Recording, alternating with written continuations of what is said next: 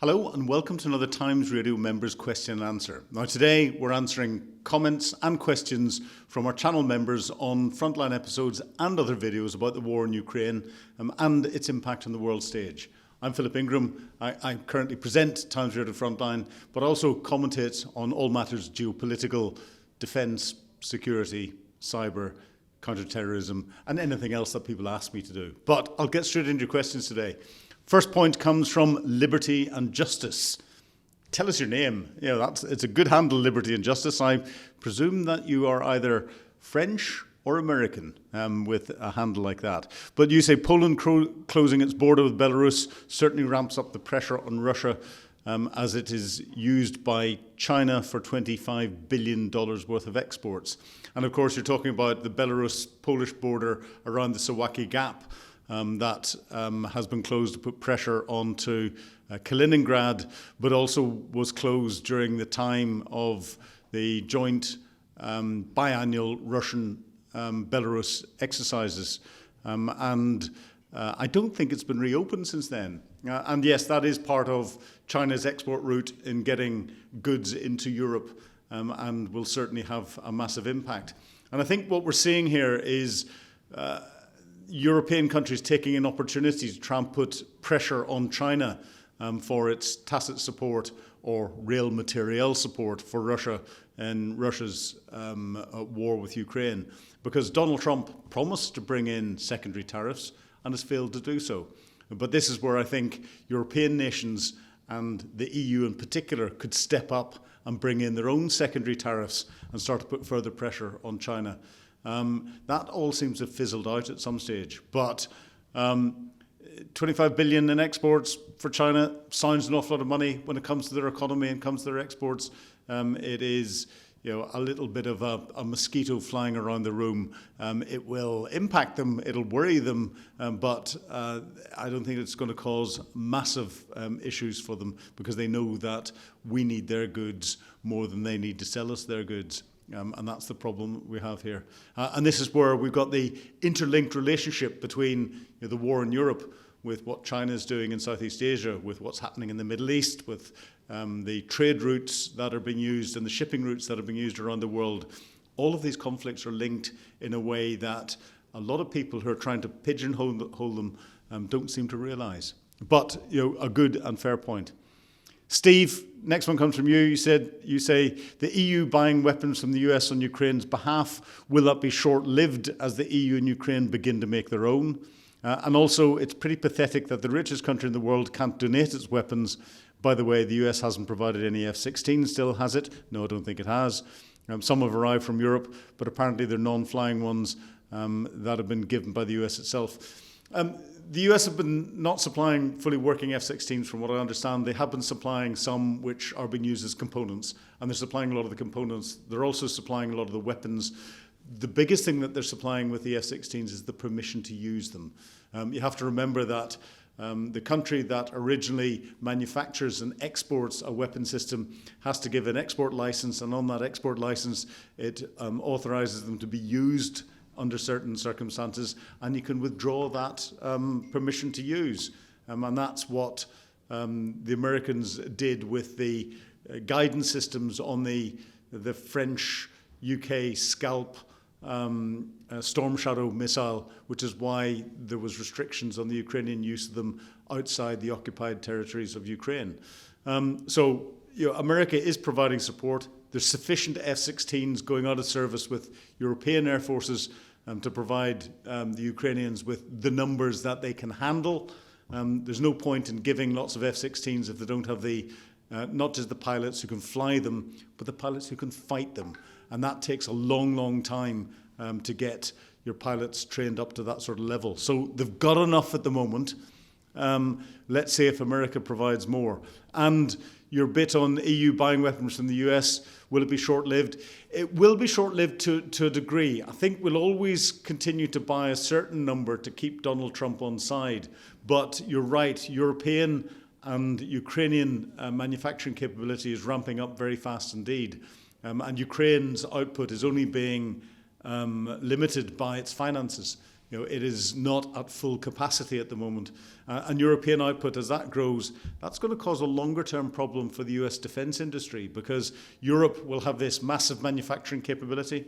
It will be able to fulfill orders that in the past could only have been fulfilled from the United States, and because of US's manufacturing capability, and all of a sudden there's going to be rival manufacturing capabilities trying to sell their weapons on a global basis.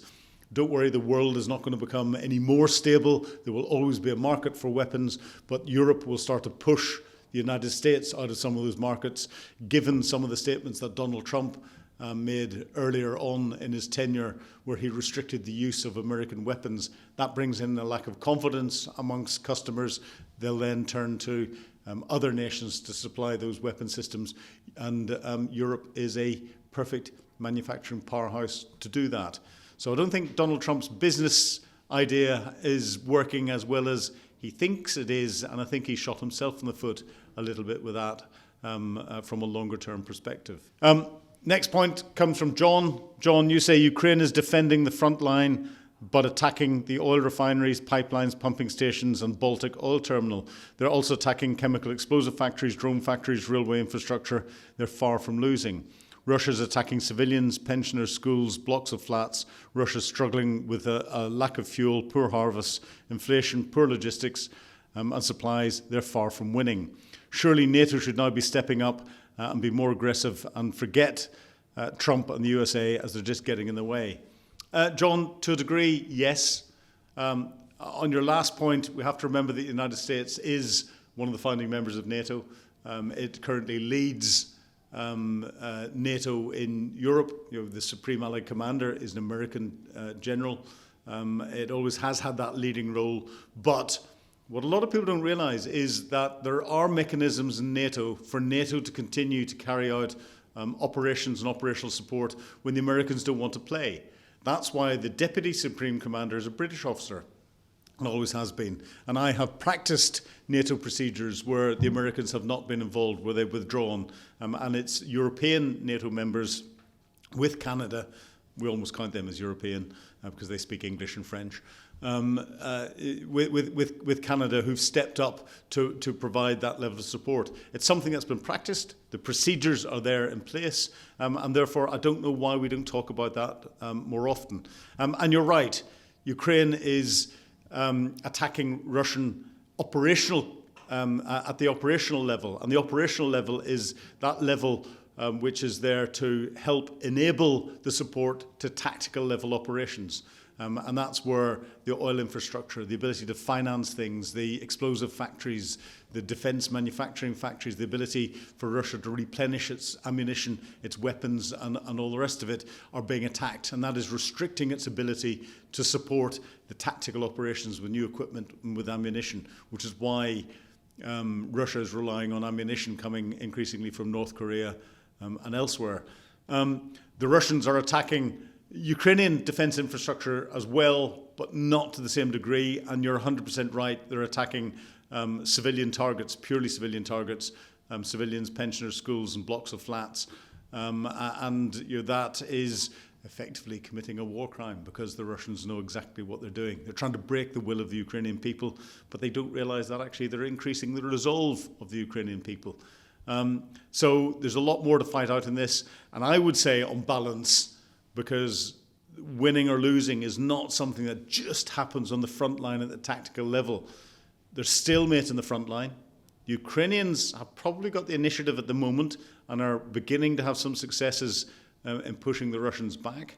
But a war is fought at three levels: the tactical level on the front line, the operational level, as we've described there, and then, of course, the strategic level. Because the strategic level is where people are talking and the international community is providing its support or lack of support for Russia and elsewhere. And it's that strategic level that will solve it, because ultimately Ukraine and Russia are going to have to sit down and negotiate some form of peace settlement. Hopefully that peace settlement is after Ukraine has kicked the Russians out of Ukraine, as Donald Trump said the Ukrainians now could do in his latest meeting with President Zelensky at the United Nations. Lots more to play out. But good points, John. And our final point today comes from Marty. And Marty, you say, well, the next general, marshal, admiral, or whoever might take over won't be able to change the fundamental issues of the Russian army, not during a war where thousands are mindlessly fed through the grinder, will they? I don't assume that they will start working on these fundamental problems like command structures, brutality, recklessness, because the top brass does not bother as long as they can keep the war going. Marty, I think you've hit an interesting point, and you're referring to potential moves at the top in the Russian military. There's no indications that Russian defense minister or general staff are being moved, but they're not having many successes, so we're anticipating something. You've hit the nail on the head with the fundamental issues in the Russian military. They're not going to change at all, because so much of the power that comes from the generals, marshals or admirals who are leading it is underpinned by corruption and underpinned by criminal structures. That will always be there. And the one thing that the Russians find cheap is manpower. And therefore, Vladimir Putin isn't overly concerned about the amount of Russian meat that he's putting into the meat grinder. And that, we have to realize, are people. 1.1 million Russians have either been killed or severely wounded. That's shocking. That is beyond even imagination at the moment. And Putin thinks he can keep it going for a little bit longer. How much longer, we have to see. But I think the real pressure is going to come in from the pressure that's been put onto his oil and gas infrastructure and his ability to continue to pay for the war. And with the petrol shortages and diesel shortages, or in American terms, gas shortages that we're seeing across Russia, that's bringing the war, the reality of the war, home to the Russian people. And Putin fears most the Russian people rising up. We've still got another 12, 18 months, 24 months before I think that could become a reality. But in that 12, 18, 24 months, the Ukrainians are increasing their military capability and increasing their military effect on Russia by attacking at that operational level. The front line is stalemated, and the Ukrainians have held it now for 3 years. They'll be able to hold it for another 2 years. The Russians, I don't think, can generate sufficient combat power to punch through at the tactical level. They're not doing anything at that operational level to undermine the Ukrainians. Given what Trump seems to be doing and changing his attitude, they're even losing the strategic level battle. So, good points, Marty. Thank you very much indeed. And all of you, thanks for watching this week's question and answer and posting your questions. Remember, if you want access to exclusive videos and to have your questions answered, please sign up for Times Radio membership. And of course, you can get us on your favourite podcast channel now. Just search for Times Radio Frontline. But if you post your questions under your favourite podcast channel, we won't get to see them. So please go back to our YouTube channel, put them there, and I'll try and answer them in the coming days and weeks. Thank you very much indeed. Goodbye.